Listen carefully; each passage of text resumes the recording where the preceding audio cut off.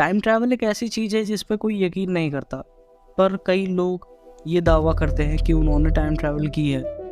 तो इस वीडियो में हम इन्हीं घटनाओं की बात करने वाले हैं। नवंबर 2000 में एक जॉन टाइटोर नाम का पर्सन एक इंटरनेट डिस्कशन फॉर्म को ज्वाइन करता है और वो पोस्ट करता है, हेलो दोस्तों, मैं एक टाइम ट्रैवलर हूँ और मैं साल 2036 से आया हूँ और 1975 में एक IBM 5100 कंप्यूटर को लेने आया था क्योंकि हमें इसकी 2036 में ज़रूरत थी। 2036 में वापस जाते वक्त मैं बीच में रुक गया साल 2000 में क्योंकि मुझे पास्ट देखना था और मैं Y2K नाम की एक कंप्यूटर प्रॉब्लम को भी देखना चाहता हूँ। और इस मैसेज के पोस्ट होते ही पूरा इंटरनेट हिल गया। कुछ लोगों ने उस पर यकीन नहीं किया और कुछ लोगों ने उसकी पोस्ट पर रिप्लाई करते हुए ये कहा कि अगर तुम सच बोल रहे हो तो इसका कोई प्रूफ दो।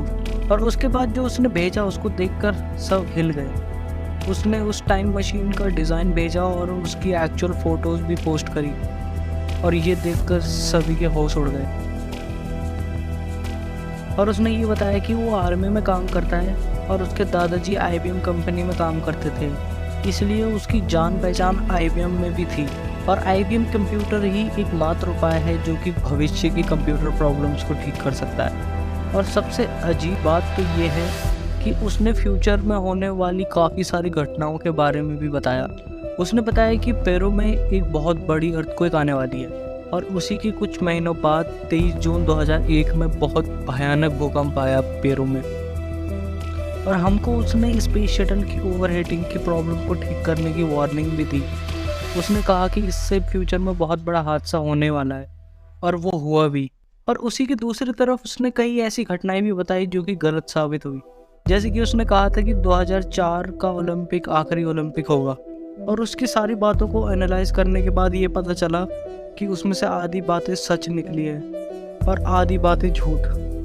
अगर हम इसे ध्यान से देखें तो किसी इंसान की आधी भविष्यवाणियाँ सच होना कोई छोटी बात नहीं है।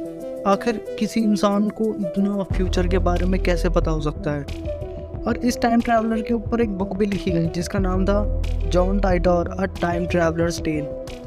24 मार्च 2001 को जॉन टाइटोर ने लास्ट पोस्ट किया और उसके बाद से उस अकाउंट से कोई पोस्ट नहीं हुई और इसके बाद वो हमेशा के लिए गायब हो गया। पर कई लोगों का मानना ये है कि वो इंसान बस कुछ अटेंशन पाने के लिए ये सब कर रहा था। 1954 में एक इंसान जापान के एयरपोर्ट में लैंड करता है। वो एयरपोर्ट के अंदर एंटर करता है और जहां पासपोर्ट की चेकिंग होती है वो वहां अपना पासपोर्ट चेक करवाता है। और जब वहां के ऑफिशियल्स उसके पासपोर्ट में उसकी रेजिडेंस चेक करते हैं तो उसमें यूरोप की कंट्री टॉरेंट लिखा हुआ था और एक्चुअल में यूरोप में कहीं टॉरेंट एग्जिस्ट नहीं करता।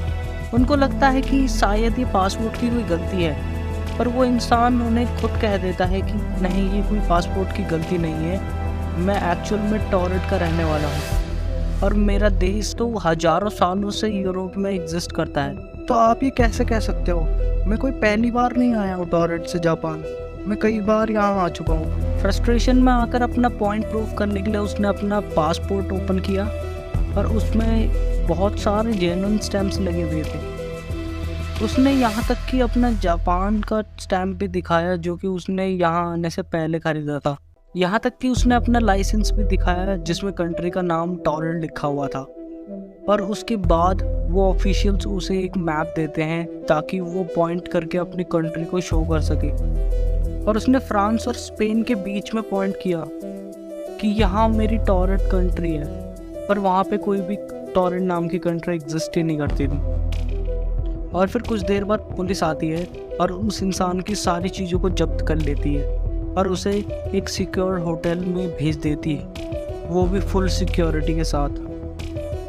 और फिर अगले दिन जब पुलिस वहाँ पहुँचती है तो उस कमरे से वो इंसान गायब हो चुका था। वो भी इतनी कड़ी सिक्योरिटी के बावजूद भी वो इंसान गायब हो चुका था और जितनी भी उसके लाइसेंस और डॉक्यूमेंट्स पुलिस वालों ने जब्त कर रखे थे वो सब भी गायब हो चुके थे। इस घटना के बारे में किसी को कुछ समझ में नहीं आया कि ये क्या हुआ एक्चुअल में। कई लोगों ने अपनी अपनी बात रखी है इस घटना के ऊपर। कोई कहता है कि ये इंसान किसी दूसरे यूनिवर्स से आया था जहाँ एक टॉरेंट नाम की कंट्री भी एग्जिस्ट करती नहीं होगी, और ये किसी ग्लिच के चलते ये एक यूनिवर्स से दूसरे यूनिवर्स में शिफ्ट हो गया। और कुछ लोग कहते हैं कि शायद ये इंसान फ्यूचर से आया था, और क्या पता भविष्य में टॉरेंट नाम की जगह एग्जिस्ट करे इन दोनों कंट्रीज़ के बीच में। इस बारे में आपका क्या मानना है, कमेंट करके ज़रूर बताना। और ये वीडियो अच्छी लगी हो तो लाइक करना, चैनल पर नहीं हो तो सब्सक्राइब करना। मैं मिलूँगा आपसे अगली वीडियो में। Till then take care and good bye.